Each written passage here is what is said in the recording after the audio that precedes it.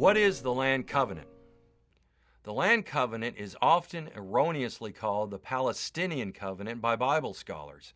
The word Palestine for the land of Israel is unbiblical.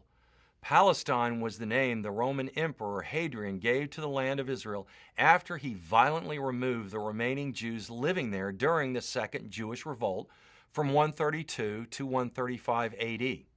But I will refer to the covenant as the land covenant. The land covenant is recorded in Deuteronomy chapters 29, 1 through 29, and chapter 30, verses 1 through 10. The covenant was made between God and Israel prior to the death of Moses and right before Israel's entry into the Promised Land. Israel's temporal residency in the land was conditioned upon their obedience to God's law, but unconditional when it came to their God-given ownership of it. This covenant deals with God's giving the land of promise to the nation of Israel, which was previously promised to Abraham and his physical descendants, the Jews. Therefore, the land covenant is a reaffirmation of the Abrahamic covenant in that the physical descendants of Abraham would possess the land God gave the patriarch. From a reading of Genesis 17:7 and 8, this land would be given by God through Abraham to Israel for an everlasting possession under the unconditional terms of an everlasting covenant. And I will give unto you and to your seed after you the land wherein you are a stranger, all the land of Canaan for an everlasting possession, and I will be their God.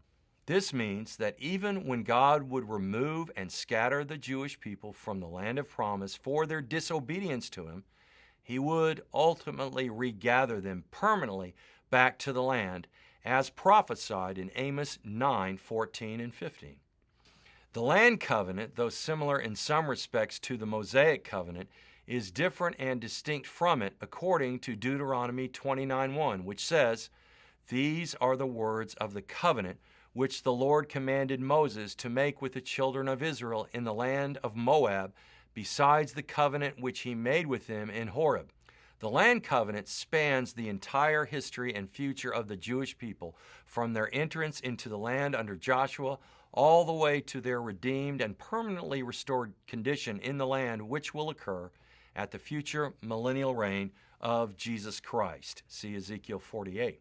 We know from Jewish history the blessings and curses associated with Israel's obedience and disobedience in the land has been fulfilled as prophesied in Deuteronomy chapters 29 to 30.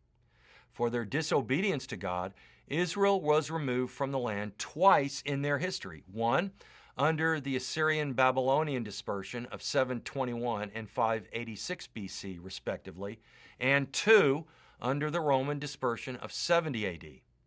In both instances, God promised to restore Israel to the land. History has shown God has done this and is doing it now with the modern rebirth of the nation of Israel in 1948. The land covenant God made with Israel assures the Jewish people that the land belongs to them by divine right in perpetuity. Consequently, Israel's sin and captivity did not disqualify and nullify their divine right to the land according to the promises of the land covenant. From Leviticus 26:40 to 45, we learn this covenant is unconditional and ultimately does not depend on the obedience of Israel, but entirely on the faithfulness of God to keep his covenants. The future aspect of the land covenant will be fulfilled and fully realized at the second coming of Jesus Christ. Indeed, the prophetic promise of Deuteronomy 31 through 6 looks forward to this reality when the Jewish people are completely regathered to their ancient homeland of Israel at the return of Jesus Christ. At that time, their hearts will be spiritually circumcised by the Lord when they accept Jesus as the Messiah for salvation.